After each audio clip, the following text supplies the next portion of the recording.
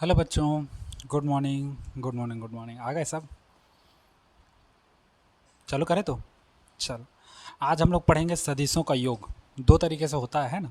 देखो, आज हम लोग पढ़ेंगे क्या? सदिशों का योग, है ना। ये जो सदिशों का योग है, ये दो विधि से पढ़ेंगे हम लोग। एक त्रिभुज के नियम से और एक चतुर्भुज के नियम से। ठीक, दो विधि है। हम लोग दो विधि पढ़ेंगे किस किस नियम से।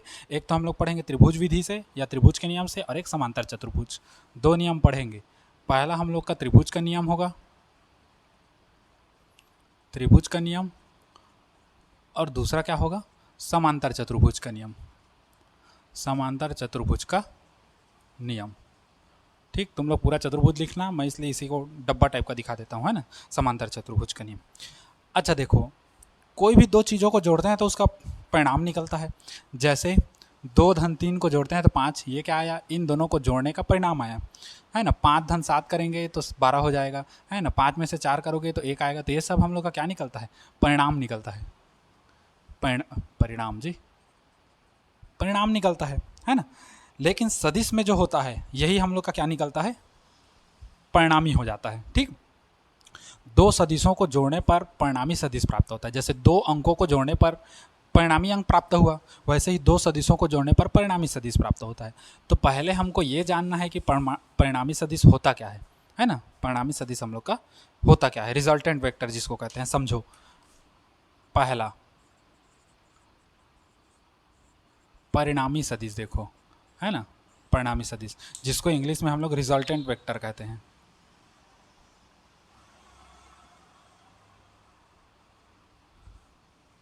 जिसको हम लोग इंग्लिश में क्या कहते हैं?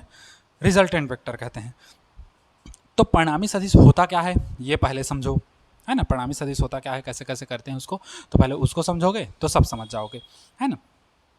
अब देखो, दो या दो से अधिक सदिशों का परिमाण एक अकेला ऐसा सदिश होता है जिसका प्रभाव वही होता है जो दो सदिशों के योग के क्या हो? बराबर हो, है ना। दो या दो से अधिक सदिश अगर हम लोग ले लेते हैं, तो उन सदिशों का जो परिमाण होगा, है ना, वो अकेला एक ऐसा सदिश होगा जिसका परिमाण या परिणाम वही होगा जो अन्य सदिशों का संयुक्त प्रभाव होगा। संयुक्त प्रभाव मतलब सबको मिला दे।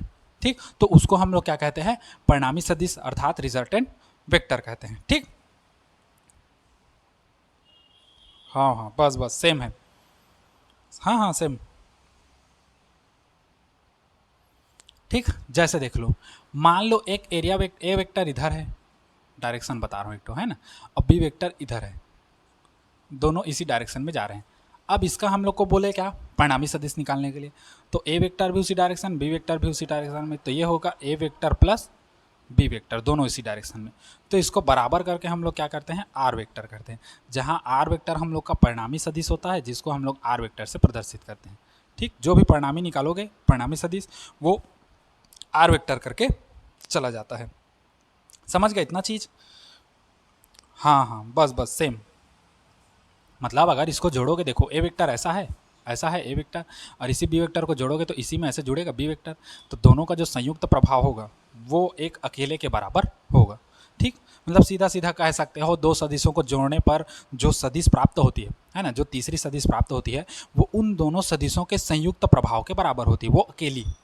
मतलब दो सदिश ले लिए, दो सदिश को जोड़ने पर, इतना जोड़ने पर, अब यहाँ से यहाँ तक जुड़ गया मान के चलो कि एग्जाम्पल, इसको परिणामी आर मान लेते हैं, रिजल्टेंट। तो दो सदिशों को जोड़ने पर जो संयुक्त जो अकेली सदिश प्राप्त होती है, वो अकेली सदिश इन दोनों सदिशों के योग के संयुक्त प्रभाव, इनका जो संयुक्त प्रभाव होगा, इसके बराबर ये अकेला होगा। ठीक, तो इसी को हम लोग क्या कहते हैं? परिणामी सदिश कहते हैं। सिर्फ समझना है हमको, और कुछ नहीं करना है अभी। ठीक, तो ये होता है हम लोग का क्या? परिणामी सदिश। ठीक, अब होगा हम लोग के सदिशों के योग का कौन सा नियम? त्रिभुज का नियम। सदिशों के योग का कौन सा नियम? त्रिभुज नियम। ठीक, तो पहले हम लोग वही देखेंगे। किसी किसी स्कूल में पेपर में दे देता है, सदिशों के योग का त्रिभुज नियम बताइए, या सभी सदिशों के योग का चतुर्भुज नियम लिखकर सिद्ध कीजिए करके। तो त्रिभुज नियम को अच्छे से समझ जाओ। चतुर्भुज नियम भी सेम है, उसका जो फंक्शन हम लोग का बनेगा सेम है, बस उसका ये अलग है, थोड़ा सा चित्र, है ना, फैशनिंग वाला है। तो पहला हम लोग देखते हैं सदिशों के योग का त्रिभुज नियम। इसको पूरा लिख देता हूँ। सदिशों के योग का कौन सा नियम? त्रिभुज नियम।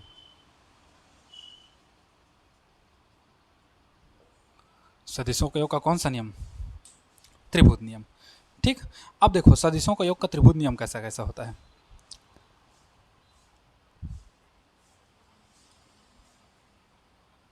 तो सदिशों का योग का त्रिभुज नियम क्या कहता है ना। मान लो दो सदिश है हमारे पास, मान लो ए वेक्टर इधर है, ए वेक्टर, और एक सदिश इधर है ऐसे, बी वेक्टर।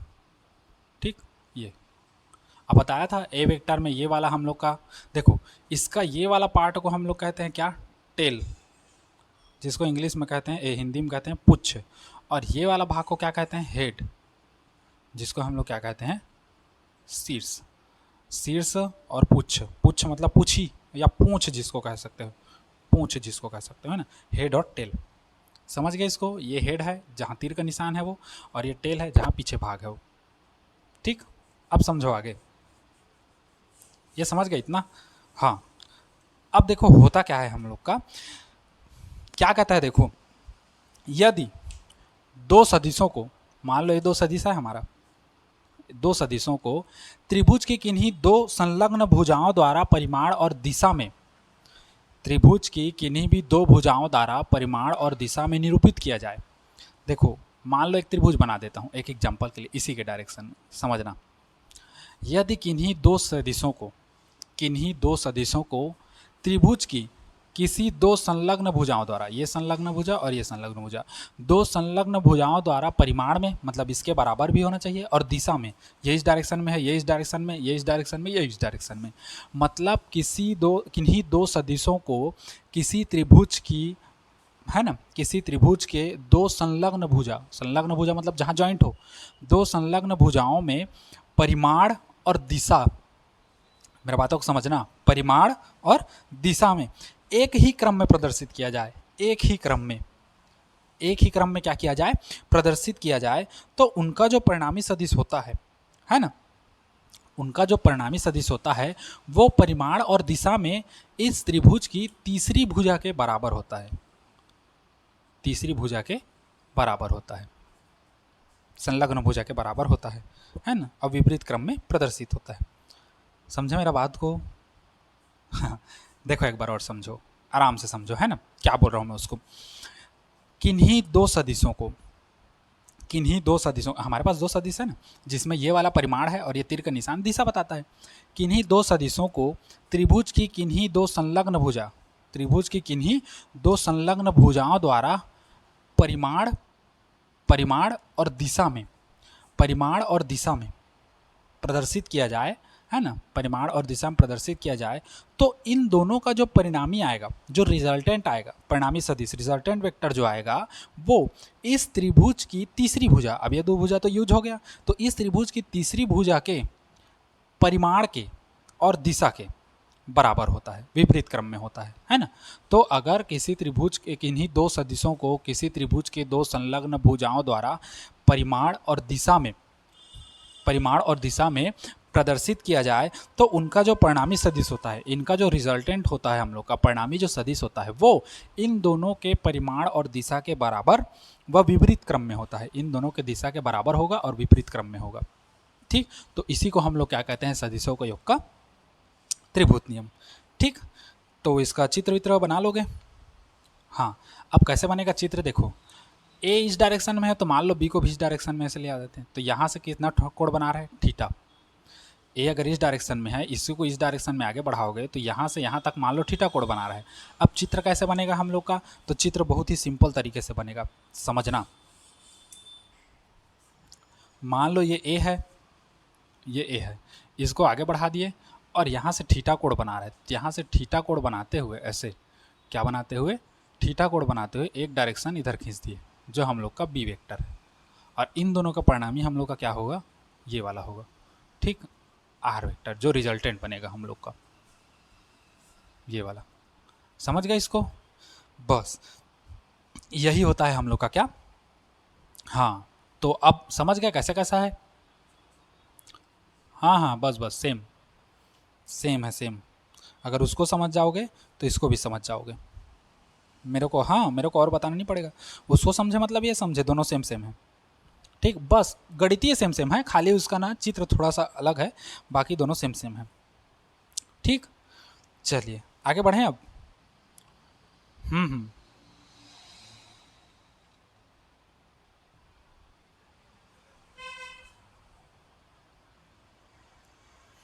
चलो अब देखते हैं। तो रिजल्टेंट हम लोग का फाइनल ये बनेगा। अब इसको थोड़ा सा अच्छे से बना रहा हूँ ना, थोड़ा समझना कैसे कैसे होगा उसको। ये वाला मान लो ये है एक सदिश ए वेक्टर है, प्लस दूसरा सदिश हम लोग का क्या है, बी वेक्टर है। ठीक, एक सदिश ए वेक्टर है प्लस दूसरा सदिश बी वेक्टर है, तो दोनों को अगर हल करोगे तो कैसा होगा, एक सदिश ए वेक्टर इस डायरेक्शन में और दूसरा सदिश बी वेक्टर किस डायरेक्शन में, इस डायरेक्शन में होगा, बी वेक्टर है ना। और इसको आगे बढ़ाते हैं तो यहाँ पर हम लोग का थीटा कोण बनेगा और यहाँ से यहाँ तक ये वाला जो पार्ट्स है ये परिणामी सदिश आर वेक्टर होगा। समझे इतना चीज़? हाँ, अगर इतना चीज़ समझ गए तो सब समझ गए। ठीक। अब मान लो हम लोग क्या करते हैं, यहाँ से एक देखो लाल पेन में मैं बता रहा हूँ, यहाँ से हम लोग क्या करते हैं, इस रेखा पर, इस नीचे वाले रेखा पर क्या करते हैं, एक लंब डालते हैं। देखो ये डेश डेश डेश डेश करके बता दिया। अच्छा, यहाँ से मान लो हम लोग इस रेखा पर क्या करते हैं, लंब डालते हैं। ये लंब डालते हैं तो 90-90 अंश का होगा, इधर 90 और उधर 90। समझे इतना? अच्छा, अब मान लो मैं इसको नामकरण कर दूँ, नामकरण करोगे ना? हाँ, तो मान लो इसको मान लेते हैं P, इसको मान लेते हैं O, इसको मान लेते हैं N, त्रिभुज PON है ना। देखो इसको हम लोग क्या मान लें, इसको और कुछ मानोगे क्या, ये किनारे को मानना चाहोगे तो मान सकते हो, नहीं मानोगे तो नहीं मानोगे, कोई बड़ी बात नहीं है। M मान लेते हैं, चलो तो बेस भी हो जाएगा, M मान लो तो MNOP, MNOP है ना, ऐसा करके ले सकते हैं। ठीक, चलो ये वाला हम लोग का M हो गया, ये वाला हम लोग का N हो गया और ये वाला O हो गया। अब देखो इस त्रिभुज में अगर पाइथागोरस प्रमेय लगाएंगे तो पाइथागोरस प्रमेय क्या होगा, हम लोग को रिजल्टेंट आर का वैल्यू चाहिए, परिणामी सदिश आर वैल्यू चाहिए। तो आर का वैल्यू चाहिए तो ये क्या है, कर्ण है, कर्ण का वर्ग मतलब लंब का वर्ग धन आधार का वर्ग।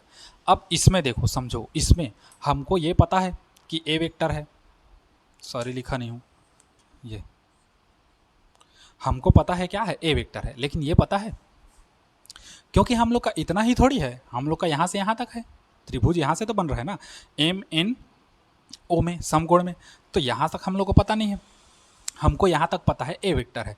अब यहीं का हमको निकालना है, हमको ये भी नहीं पता कितना है, तो हमको पहले तो ये छोटा त्रिभुज लेना पड़ेगा, PON या PNO जो भी लो, है ना। तो माना फलाना लिखना चाहोगे तो लिख सकते हो, क्या लिखोगे, माना ए वेक्टर और बी वेक्टर दो सदिश हैं, है ना, जिनके बराबर समांतर सदिश हम लोगों ने खींचा, है ना। ए के शीर्ष को देखो, ए के शीर्ष को बी के पुच्छ से मिलाया, ए के शीर्ष को बी के पुच्छ से मिलाया, देखो ए के शीर्ष को बी के, ये बी वेक्टर के पुच्छ से मिलाया, है ना। अब मिलाने के बाद हम लोग क्या किए, ए के पुच्छ को बी के शीर्ष से मिला दिए, जो हम लोग का रिजल्टेंट बनेगा। ठीक, तो इस प्रकार हमको प्राप्त होगा, मतलब a प्लस बी हम लोग का जोड़ दिए, ठीक, जो r के बराबर होगा। समझे इसको? अब देखो हल कैसा होगा इसी में, सीधा बता रहा हूँ, देखो सेम इसको, इसका जो हल होगा सेम उसके लिए भी होगा, किसके लिए, चतुर्भुज के नियम के लिए। तो त्रिभुज का नियम एक बार अच्छे से सीख गए तो चतुर्भुज का नियम भी हमारा सेम है अपना।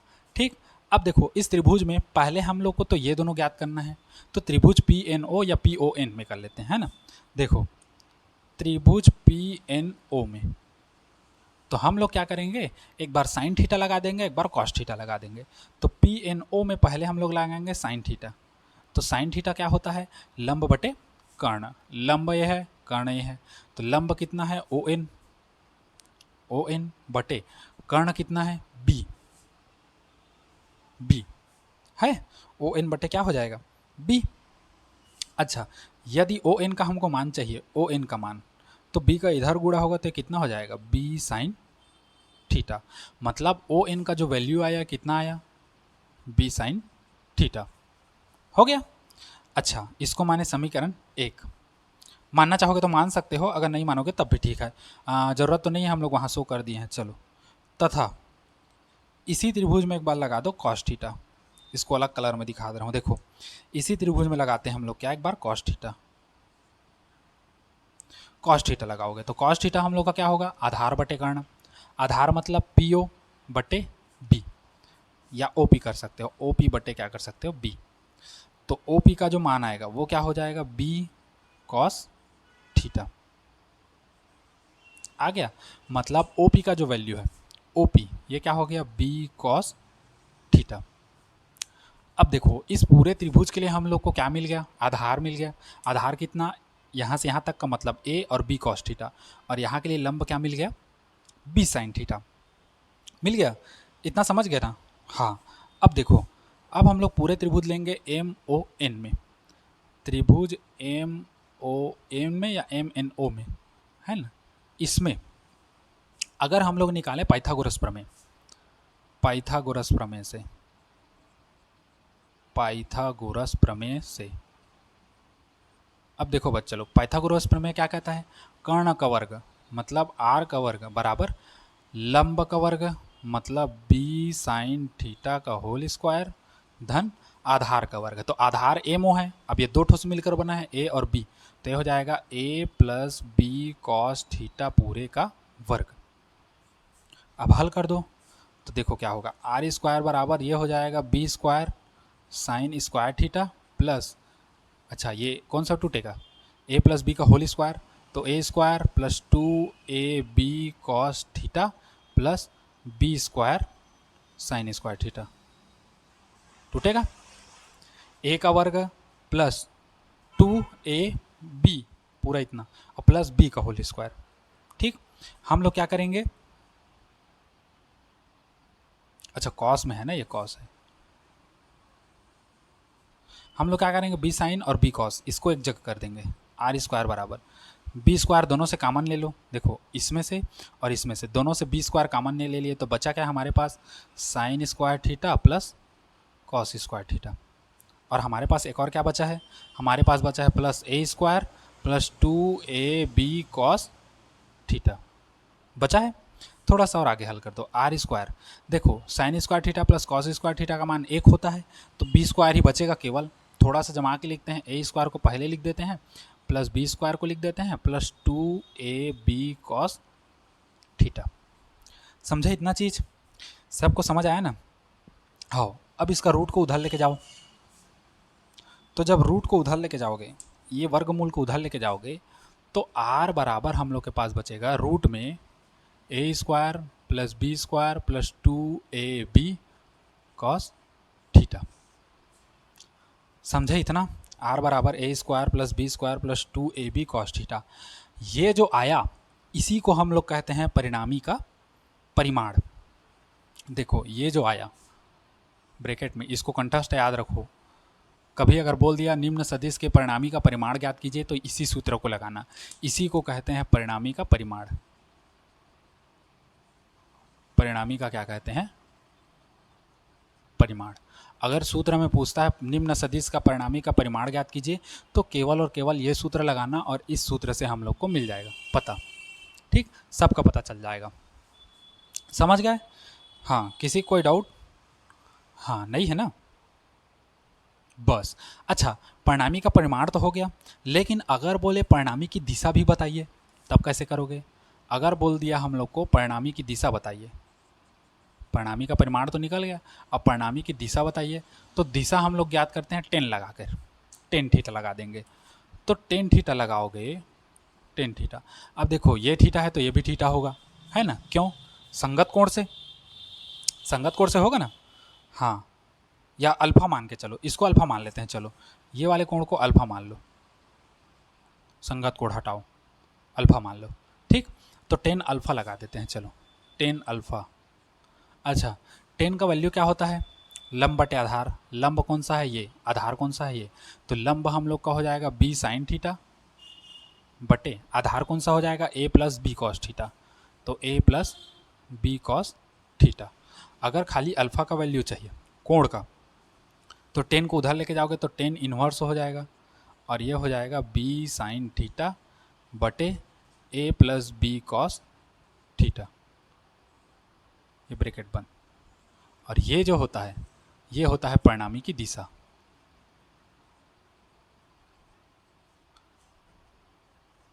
ठीक, तो ये दोनों चीज़ को याद रखना। अगर दो ठो सदिश देता है, बोलता है परिणामी का परिमाण ज्ञात कीजिए, तो इस फॉर्मेट में आएगा, और अगर परिणामी की दिशा ज्ञात कीजिए बोलेगा तो इस फॉर्मेट में आएगा।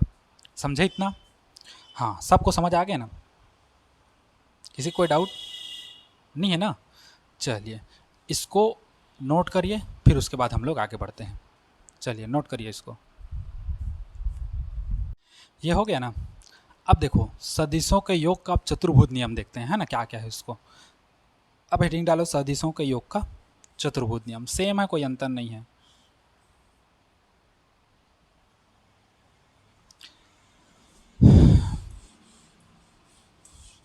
पहले तो ये जानो चतुर्भुज का नियम होता क्या है। चतुर्भुज किसको कहते हैं ये जानो। समांतर चतुर्भुज। प्रोसेस सेम रहेगा, सेम आएगा, मैं खाली चित्र को समझाऊंगा, बाकी ये जो है सेम रहेगा। हाँ, क्या है चतुर्भुज नियम, या चतुर्भुज किसको कहते हैं बताओ। समांतर चतुर्भुज, ये समांतर चतुर्भुज किसको कहते हैं? ऐसा चतुर्भुज जिसकी भुजाओं का एक जोड़ा, चाहे ये जोड़ा ले लो चाहे ये जोड़ा ले लो, एक भुजा समांतर व क्या हो, भुजाओं का जोड़ा समांतर या क्या हो, बराबर हो, तो उसको हम लोग क्या कहते हैं? समांतर चतुर्भुज कहते हैं।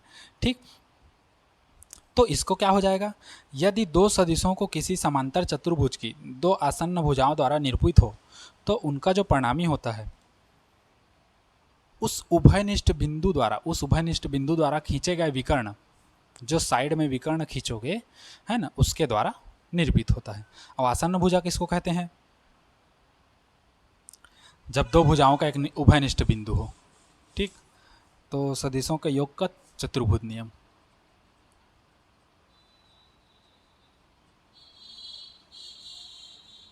सदिशों का योग का कौन सा नियम? चतुर्भुज नियम। ठीक, चलो अब बताऊं। चलो देख लो, मेरे को कोई दिक्कत नहीं।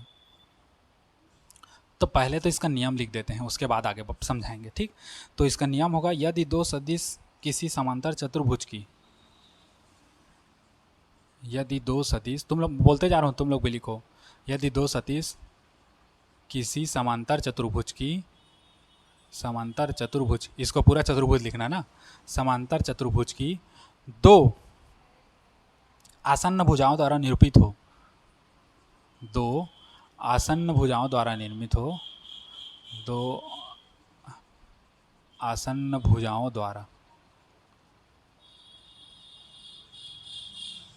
निरूपित हो, है ना, दो आसन्न भुजाओं द्वारा यदि निरूपित करते हैं, तो उनका जो परिणामी है, तो उनका जो परिणामी है, उनका क्या परिणामी जो होगा, उस उभयनिष्ठ बिंदु से खींचे जाने वाले विकर्ण, उस उभयनिष्ठ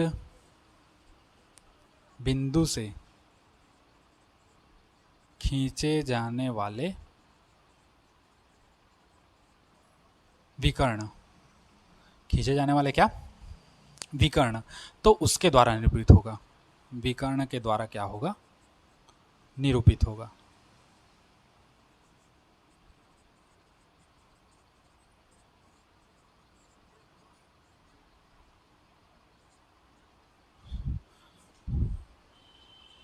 निर्मित होगा। ठीक, खींचे जाने वाले विकर्ण के द्वारा निर्मित होगा। अब आसन्न भुजा किसको कहते हैं पता है ना तुम लोग को? ये जो मैं बताया हूँ आसन्न भुजा, जो मैं आसन्न भुजा बोल रहा हूँ, ये क्या है समझ गए ना? हाँ, जब दो भुजाओं में, या जब दो भुजाओं का एक उभयनिष्ठ बिंदु हो, ठीक, जब दो भुजाओं का, मान लो ये भुजा है, ये भुजा ये, और ये भुजा है, तो जब दो भुजाओं का एक उभयनिष्ठ बिंदु हो, अगर इसको आगे बढ़ाओगे, इसको आगे बढ़ाओगे, तो दूसरे को प्रतिच्छेद करेगा, तो इन्हीं भुजाओं के जोड़े को क्या कहते हैं? आसन्न भुजा कहते हैं। ठीक, तो जब दो सदिश किसी समांतर चतुर्भुज की दो आसन्न भुजाओं द्वारा निर्मित हो, जैसे अभी बताए, ए वेक्टर मान लो ये है और बी वेक्टर कैसा है, ये है, तो इन दोनों को अटैच करोगे, मतलब ए के शीर्ष से, ये वाला ए के शीर्ष से बी के पुच्छ को जोड़ेंगे, तो ये ए का शीर्ष हो गया और ये बी का क्या हो गया? पुच्छ। तो ये दो आसन्न भुजा हो गया ना। किसी दो सदिश किसी समांतर चतुर्भुज की दो आसन्न भुजा, दो सदिश जो है किसी समांतर चतुर्भुज की दो आसन्न भुजा, एक ये और एक ये, दोनों को इसको आगे बढ़ाओगे, इसको आगे बढ़ाओगे, तो यहाँ पर क्या करेगा? काटेगा। तो दो सदिश किसी त्रिभुज चतुर्भुज की आसन्न भुजाओं द्वारा निरूपित हों तो उनका जो परिणामी होगा, इन दोनों का जो परिणामी होगा उस उभयनिष्ठ बिंदु से, है ना। अगर इसको ऐसे कर दूं, देखो समानांतर ये और इसके समानांतर ये, समांतर चतुर्भुज उसी को कहते हैं जिसके आमने सामने एक भुजाओं का एक जोड़ा समांतर व क्या हो, बराबर हो।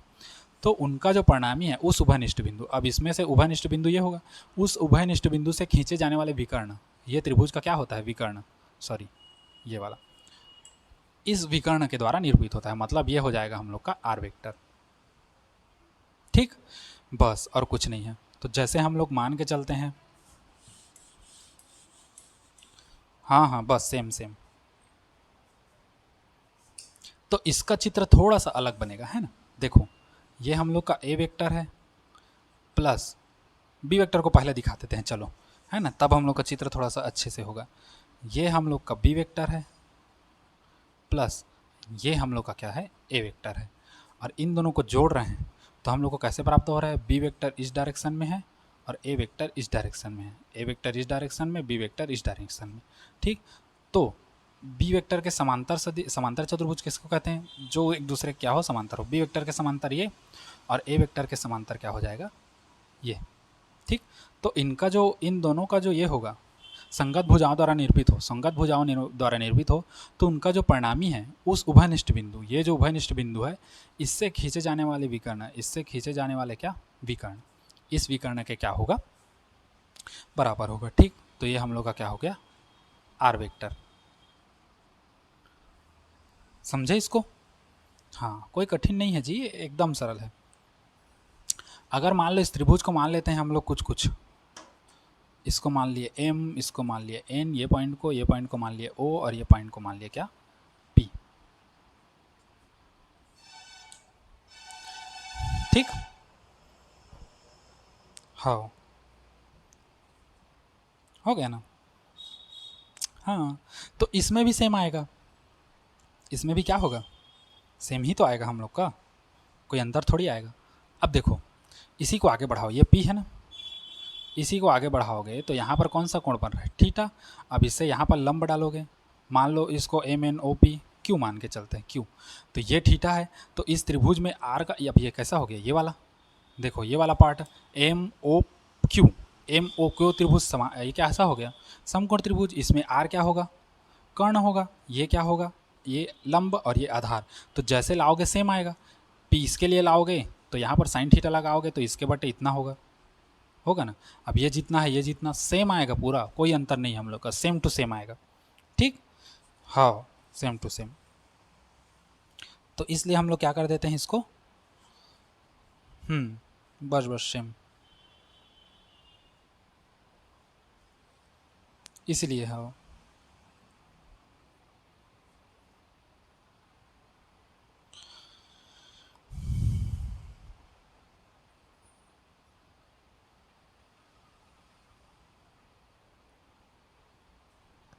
ये हो गया, तो बस यही चित्र है, सेम तुम्हारा पहले जैसा हल होगा। ठीक, इसको नोट करो फिर आगे बढ़ते हैं। मतलब इसमें भी जो परिणामी का परिमाण आएगा ना, सीधा सीधा बताऊं, इसमें जो परिणामी का परिमाण आएगा, परिणामी का जो परिमाण आएगा वो सेम आएगा, आर बराबर रूट में आएगा A square plus B square plus 2ab cos theta. ठीक, ये अब ये कहाँ कहाँ कैसा कैसा कंडीशन लगेगा इसको थोड़ा देर में बताता हूँ। ठीक, चलिए इसको नोट करिए फिर आगे बढ़ते हैं हम लोग, नोट करिए जल्दी।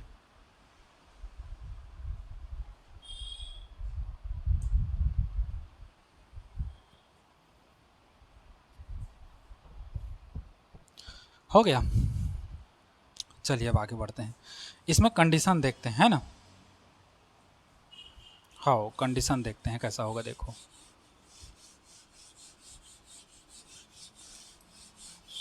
तीन कंडीशन है, तीनों कंडीशन को एक साथ बता देता हूँ। ठीक, कंडीशन या हिंदी में इसको स्थितियाँ कहते हैं। ठीक, स्थितियाँ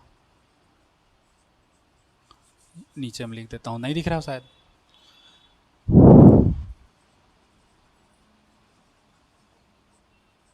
स्थितियाँ देखो, कंडीशंस कैसे कैसे कंडीशन है यहाँ पर।